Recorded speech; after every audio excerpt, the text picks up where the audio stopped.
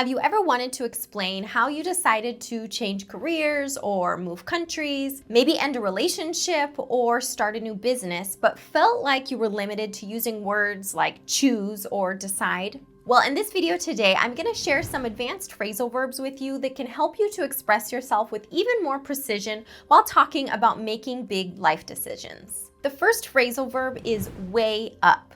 This means to carefully consider the advantages and disadvantages before you actually make a decision.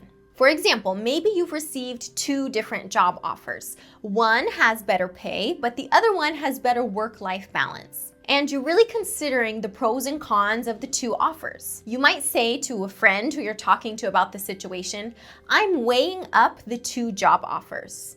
I'm weighing up the two job offers. This means I'm comparing the advantages and disadvantages of each one. Here's some other examples. We're weighing up whether to buy or rent. So that means we're thinking about what are the advantages and disadvantages of renting a home or buying a home. I'm weighing up my options. This means I'm thinking about all the advantages and disadvantages for each option. She spent months weighing up her university options. So in this case, she probably applied to multiple universities and luckily got accepted to them. And now she is thinking about what are the advantages and disadvantages of each university. Maybe one has a really good teaching program, which is what she's interested in career-wise. But maybe another university is in-state, so the tuition will be lower and she'll be closer to family. She is weighing up her university options. The next phrasal verb is rule out. To rule out means to decide that one of your options is no longer possible or worth considering anymore. For example, I ruled out going back to university. This means maybe I thought it would be too expensive, it would push me too far back career-wise, it would be too much of a commitment for right now. I've ruled it out. I've decided it's not one of my possible options. They're ruling out buying an older house. This means for some reason they decided that buying an older house is not a good option for them. They think that maybe a new house is going to be the best choice. Sometimes if you're giving someone advice, you might say something like, don't rule out anything just yet. That means keep your options open, consider everything, have an open mind. The next phrasal verb is to settle on. This means to finally choose one option after having carefully considered several alternatives. For example, after weeks of thinking, we settled on buying a smaller house. This means that probably a bigger house was a possible option. We thought about it very carefully and finally we chose the smaller house. This verb settle on kind of has a connotation of a sense of relief. It's like, oh, we are finally able to make the decision. Here's some other examples. They settled on the name Emma.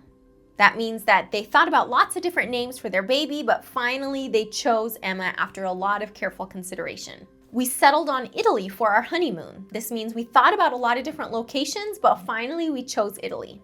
The next phrasal verb is to go through with.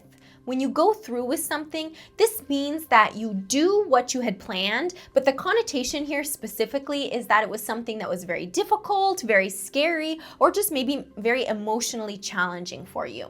For example, he went through with the surgery. It was a difficult decision for him to decide to get the surgery done, but he went through with it. So he went through with the surgery.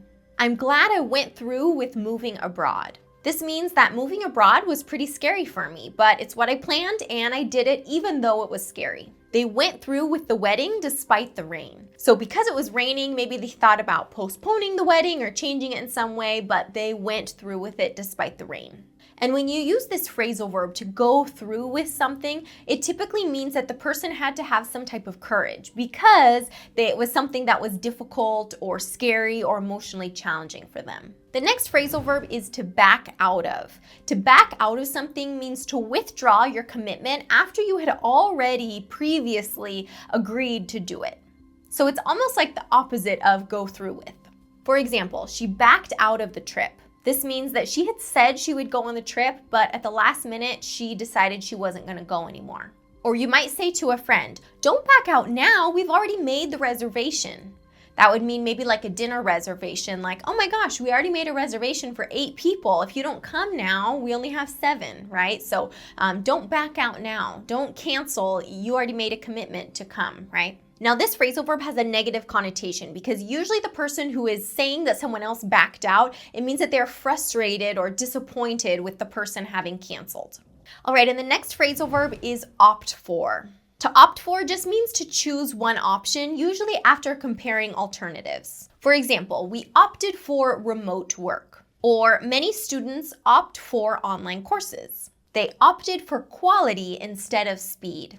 She opted for the cheaper plan.